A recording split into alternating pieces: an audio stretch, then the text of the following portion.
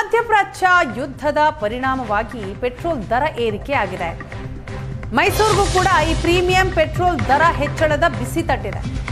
110 ರೂಪಾಯಿ 22 ಪೈಸೆಯಿಂದ 112 ರೂಪಾಯಿ 38 ಪೈಸೆಗೆ ಪೆಟ್ರೋಲ್ ದರ ಏರಿರೋದು. ಪ್ರೀಮಿಯಂ ಪೆಟ್ರೋಲ್ ದರ, ಸಾಮಾನ್ಯ ಪೆಟ್ರೋಲ್ ದರ ಹೆಚ್ಚಾದರೆ ಖಂಡಿತವಾಗ್ಲೂ ಎಫೆಕ್ಟ್ ಆಗುತ್ತೆ. ಪೆಟ್ರೋಲ್ ದರ ಏರಿಕೆಯಿಂದ ನಮಗೆ ಸಮಸ್ಯೆ ಆಗುತ್ತೆ. ಪೆಟ್ರೋಲ್ ಬಂಕ್ ಸಿಬ್ಬಂದಿ ಮಹಾದೇವ್ ಪ್ರಸಾದ್ ಅವರು ಹೇಳಿಕೆಯನ್ನು ಕೊಟ್ಟಿದ್ದಾರೆ.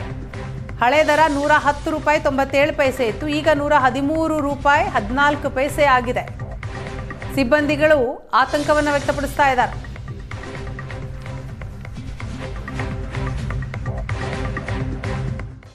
ಕೊಲ್ಲಿ ರಾಷ್ಟ್ರದ ಯುದ್ಧದ ಪರಿಣಾಮ ಒಂದೊಂದಾಗಿಯೇ ಕೂಡ ಈಗ ದೇಶಗಳ ಮೇಲೆ ಎಫೆಕ್ಟ್ ಆಗ್ತಾ ಇದೆ. ಆರಂಭದಲ್ಲಿ ಭಾರತದಲ್ಲಿ LPG ಸಿಲಿಂಡರ್ಗಳ ಮೇಲೆ ಇದರ ಪ್ರಭಾವ ಇತ್ತು. ಈಗ ಪೆಟ್ರೋಲಿಯಂ ಪ್ರಾಡಕ್ಟ್ಗಳ ಮೇಲೆ, ಅದರಲ್ಲೂ ಕೂಡ ಪ್ರೀಮಿಯಂ ಪೆಟ್ರೋಲ್ ಮೇಲೆ ಈಗ ಅದರ ಪ್ರಭಾವ ಇರತಕ್ಕಂಥದ್ದು. ಸದ್ಯಕ್ಕೆ ಪ್ರೀಮಿಯಂ ಪೆಟ್ರೋಲ್ ದರವನ್ನ ಭಾರತದಲ್ಲಿ ಏರಿಕೆಯನ್ನ ಮಾಡಲಾಗಿದ್ರೆ, ಇದರ ಹಿನ್ನೆಲೆಯಲ್ಲಿ ಮೈಸೂರಿನಲ್ಲೂ ಕೂಡ ನಾವಿಲ್ಲಿ ಗಮನಿಸಬಹುದು. ಮೈಸೂರಿನ ಪೆಟ್ರೋಲ್ ಬಂಕ್ಗಳೇನಿವೆ, ಪೆಟ್ರೋಲ್ ಬಂಕ್ಗಳಲ್ಲೂ ಕೂಡ ಪ್ರೀಮಿಯಂ ಪೆಟ್ರೋಲ್ ಅನ್ನ ಬಳಸುವಂತಹ ಗ್ರಾಹಕರೇನಿದ್ದಾರೆ ಅವರಿಗೆ ಒಂದಷ್ಟು ಪೆಟ್ರೋಲ್ ತುಟ್ಟಿ ಆಗಿರ್ತಕ್ಕಂಥದ್ದನ್ನು ಗಮನಿಸಬಹುದು. ಅಂದ್ರೆ ಈಗ ಸಹಜವಾಗಿರ್ತಕ್ಕಂಥ ಸಾಮಾನ್ಯ ಪೆಟ್ರೋಲ್ ದರ ಏನಿದೆ ಅದು ನಾರ್ಮಲ್ ಆಗಿಯೇ ಕೂಡ ಇರತಕ್ಕಂಥದ್ದು ನಾವಿಲ್ಲಿ ಗಮನಿಸಬಹುದು. ಮೈಸೂರಿನ SP ಪೆಟ್ರೋಲ್ ಬಂಕ್ ನಲ್ಲಿ ಇದ್ದೀವಿ. ಇಲ್ಲೂ ಕೂಡ ಸಾಮಾನ್ಯ ಪೆಟ್ರೋಲ್ ದರ ಏನಿದೆ ಅದು 102 ರೂಪಾಯಿ 45 ಪೈಸೆ ಇರತಕ್ಕಂಥದ್ದು. ಅದೇ ರೀತಿಯಾಗಿ ಪವರ್ 95 ಅಂದ್ರೆ SP ಅಲ್ಲಿ ಬಂದ್ರೆ ಈಗ ಪ್ರೀಮಿಯಂ ಪೆಟ್ರೋಲ್ ಏನಿದೆ ಅದಕ್ಕೆ ಪವರ್ 95 ಅಂತೇಳಿ ಕರೀತಾರೆ. ಈಗ ಅದರ ದರ ಇವತ್ತಿಗೆ 112 ರೂಪಾಯಿ 38 ಪೈಸೆ ಇರತಕ್ಕಂಥದ್ದು. ಈ ಒಂದು ದರ ಏನಿತ್ತು ಅದು ನಿನ್ನೆ 110 ರೂಪಾಯಿ 12 ಪೈಸೆ ಇದ್ದಂಥದ್ದು. ಇವತ್ತಿಗೆ ಕೂಡ ಅದು 2 ರೂಪಾಯಿ ಸಮಥಿಂಗ್ ಜಾಸ್ತಿ ಆಗಿರ್ತಕ್ಕಂಥದ್ದನ್ನ ನಾವಿಲ್ಲಿ ಗಮನಿಸಬಹುದು. ಬನ್ನಿ ಬಂಕ್ ನ ಸಿಬ್ಬಂದಿ ಏನ್ ಹೇಳ್ತಾರೆ ಅಂತ ಕೇಳೋಣ. ಈ ನಿಮ್ಮಲ್ಲಿ ಪ್ರೀಮಿಯಂ ಪೆಟ್ರೋಲ್ ಏನಿದೆಯಲ್ಲ ಅದು ನಿನ್ನೆ ಎಷ್ಟು ರೇಟ್ ಇತ್ತು, ಇವತ್ತು ಎಷ್ಟಾಗಿದೆ? ನಿನ್ನೆ 110 22 ಪೈಸೆ ಇತ್ತು, ಇವತ್ತು 112 38 ಪೈಸೆ. ನಮ್ಗೆ ಅವರು ಜಾಸ್ತಿ ಹಾಕ್ಸ್ಕೊಳ್ಳೋರು, ಈಗ ಹಾಕ್ಸ್ಕೊಳ್ಳೋ ಜಾಸ್ತಿ ರೈಟ್ ಆಯ್ತಲ್ಲ, ಅವರು ಪವರ್ ಜಾಸ್ತಿ ಕೇಳಲ್ಲ. ರೈಟ್ ಜಾಸ್ತಿ ಆಗದಲ್ಲಪ್ಪ, 12 ರೂಪಾಯಿ ಜಾಸ್ತಿ ಕೊಡ್ಬೇಕು ಅಂತಾರೆ. ಈಗ ಅವ್ರು ಹಾಕ್ಸ್ಕೊಳ್ಳೋರ್ಗೆ ಸ್ವಲ್ಪ ಪ್ರೀಮಿಯಂ ಪೆಟ್ರೋಲ್ ಹಾಕಿಸ್ಕೊತಿದ್ರು ಮೊದ್ಲು ಹಾಕ್ಸ್ಕೊತಿರು.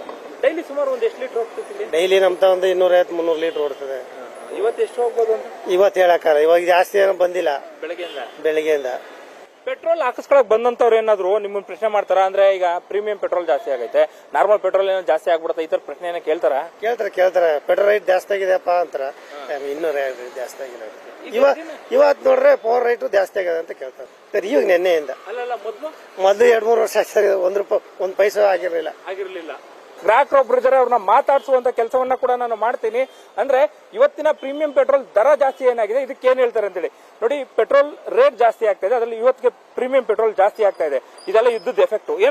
ಏನ್ ಜನಕ್ಕೆ ತೊಂದರೆ ಆಗುತ್ತೆ? ಪೆಟ್ರೋಲ್ ರೇಟ್ ಜಾಸ್ತಿ ಆದ್ರೆ ಎಲ್ಲ ಕೆಲಸನೇ ಪೆಟ್ರೋಲ್ ನಲ್ಲಿ ಆಗೋದು. ಎಲ್ಲಿ ಹೋಗ್ಬೇಕಂದ್ರೆ ಪೆಟ್ರೋಲ್ ಬೇಕು, ಡೀಸೆಲ್ ಬೇಕು.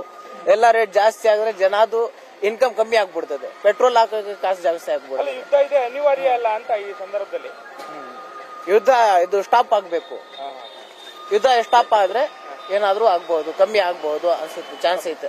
ಇದು ಗ್ರಾಹಕರು ಕೂಡ ಹೇಳುವಂತದ್ದು. ಅದು ಕೂಡ ಸಹಜನೇ. ಯುದ್ಧ ಒಂದು ಕಡೆಗೆ ಕಮ್ಮಿ ಆಗ್ಬೇಕು, ಆದ್ರೆ ಯುದ್ಧಕ್ಕಿಂತಲೂ ಹೆಚ್ಚಾಗಿ ಈ ಸಂದರ್ಭದಲ್ಲಿ ಜನರು ಕೂಡ ಇಂಥ ಅನಿವಾರ್ಯ ಪರಿಸ್ಥಿತಿ ಏನಿದೆ, ಅನಿವಾರ್ಯ ಪರಿಸ್ಥಿತಿಯಲ್ಲಿ ಪೆಟ್ರೋಲ್ ಅನ್ನ ಮಿತವಾಗಿ ಬಳಸಬೇಕು. ಇಂಧನವನ್ನ ಮಿತವಾಗಿ ಬಳಸಿದ್ರೆ ಬಹುಶಃ ಇಂಥದ್ದೊಂದು ಸಂದಿಗ್ಧ ಪರಿಸ್ಥಿತಿಯಲ್ಲಿ ಒಂದಷ್ಟು ಸಮಸ್ಯೆಯನ್ನ ಬಗೆಹರಿಸಿಕೊಳ್ಳಿಕ್ಕೆ ಸಾಧ್ಯ ಆಗುತ್ತಾ ಅನ್ನುವಂತ ಪ್ರಶ್ನೆ ಕೂಡ ನಮ್ಮಲ್ಲಿ ಮೂಡುತ್ತೆ. ಮಧು ಎಂ ಚಿನ್ಕುರುಳಿ, ಏಷ್ಯಾನೆಟ್ ಸುವರ್ಣ ನ್ಯೂಸ್, ಮೈಸೂರು.